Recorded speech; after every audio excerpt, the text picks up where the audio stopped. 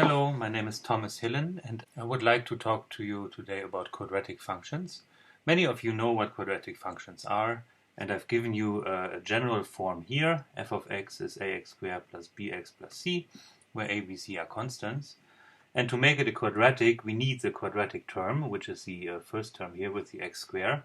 So we need to require that a is non-zero, because otherwise, if a would be 0, we would have a linear function. A linear function is a different topic. Now, I focus so much on quadratic functions because they will be the workhorses through the calculus course, and we will use them all the time. And it's just good if you are able to look at a quadratic function, at a formula like this, and then know already how does it look like. Another form which often arises is the function form here with the function g, which is d times x minus e times x minus f, where d, e, and f are constants, and similar as above, we assume that d is non-zero, so we have a quadratic. Now here this red one is a function f, which I have plotted using Maple, and of course you know they all look like parabolas. So this is a parabola which is shifted a little bit below the axis. It has two zeros, one zero is sitting here, one zero is sitting here. So we will talk about all these issues as we go through these slides. So how do parabolas or how do quadratic functions look like? Well, the most famous is of course the parabola f of x is x squared, and it looks like this. It touches at 0, it is symmetric, and has about this form. If I do the opposite, minus x squared, I get just the whole function turned upside down and put to the negative part of the plane. And in fact, this is how all parabolas look like, more or less. So we only have two types. We have parabolas of this shape, and we have parabolas of this shape. And they can sit in the coordinate system wherever they want. So they can sit above the axis, below the axis, they can cross, they cannot cross. In any case, so this we call concave up, and the other case is called concave down. And now I'm interested to differentiate when does concave up happen or when is a function concave down.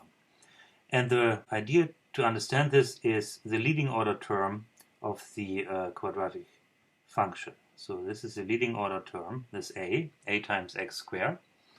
And if a is positive, you have concave up. So how to see that? Well, if you plot a coordinate system x here, and if you look for very large numbers of x, then this x squared term will be even bigger, and so this term eventually dominates whatever the other terms are. And so for very, very large x, this gives you the sign of the function. And if a is positive, the function is positive. And similar in concave down, if a is negative, the function is negative. So this case happens when a is positive, and this happens when a is negative. So let's do some examples. Here I have 3 examples for you. The first function is 2 minus x squared. So clearly the leading order term is negative, right? It is a minus 1. That is the factor a in front of x squared. So this must be concave down, sad face. The next function has a 3x squared plus 5x. So here the leading order term is 3, and so you have concave up. It looks like this. The last one looks a little bit more tricky. So we really need to multiply to see what the square term is. So let's multiply this out. X times 2 is 2x. X times minus x is minus x squared. Here is the square term. Minus 2 times 2 is minus 4. Minus 2 times minus x is plus 2x. So for now, only of interest is this term, where we again have a minus 1 as leading order term. So we get an upside down parabola, or what I called concave down. So that's already cool. So you don't have to do much. You just need to look at the leading order term, and you know already which way the parabola goes. So next we look at the zeros of a function, and the zeros are defined to be values of x so that the function is equal to 0.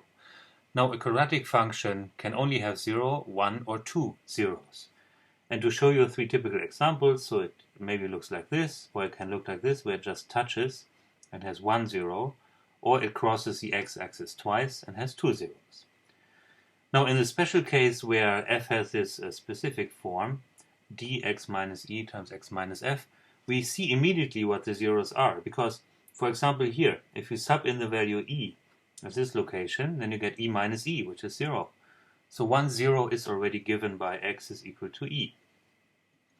And the other one is, of course, given by x is equal to f. So if a quadratic function has this form, then the zeros are given by e and f.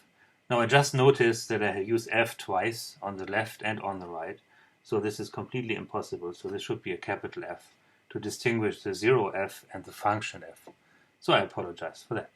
If we do not know what the zeros are directly, we can use substitute test values. So for example, we can just substitute a 0, 0, and then see what happens. Or we substitute 1 or -2 or whatever number we fancy. So let me show you how this works at another 3 examples. Functions m, n, and l. So let's start with m. M is clearly concave up because the leading order term is a 3. But then I sub in some values. So m at 0, for example, is 0. Hey, yippee! We have another 0. So that's indicated here. I can sub in the value 1. So m at 1 would be 3 plus 2 is 5. So then we have a 1 here and a 5 here. So this is our value. And I should also substitute some negative numbers because I want to know what happens in this area here. Does it continue like this or whatever? And it turns out a good value to try is -1/2. Of course I tried -1, but it didn't give me any useful information. So I try m is -1/2. So we get 3 times 1/4, which is 3/4. And then we get 2 times -1/2, which is -1. So together this is -1/4. And which is negative. So then here we have -1/2 and here we have -1/4. So this is our third point. Now we have enough information to plot the parabola because it only can look like this. Right? So it has 2 zeros, it goes in the negative region here. Now the function n, again, let's look at the leading order term. So we have 2x minus x, which is -2x squared. So it is concave down. If we sub in 0, then we get 0. And if we sub in 1, for example, we get 1 minus 1 is also 0. So we have 2 zeros and we have concave down. So we are done. So these are the 2 zeros and the function must look like this. Finally, the last function, L is certainly concave up. And then if I sub in 0, I get 1. And if I sub in any other number, I'm bigger than 1 if x is non-zero, because the x squared is always positive, so I'm always adding something to 1. So this function has no 0, and it looks like this, where this minimum point is exactly where 1 is. So let's summarize. To understand quadratic functions, you do 3 things. So first you look at the leading order term, then you know already if it's concave up or concave down. Then you look at the zeros if you can find them. If you cannot find them, you substitute certain values, see if they are above or below the x-axis, and then you find the qualitative shape of your parabola. And then you are done.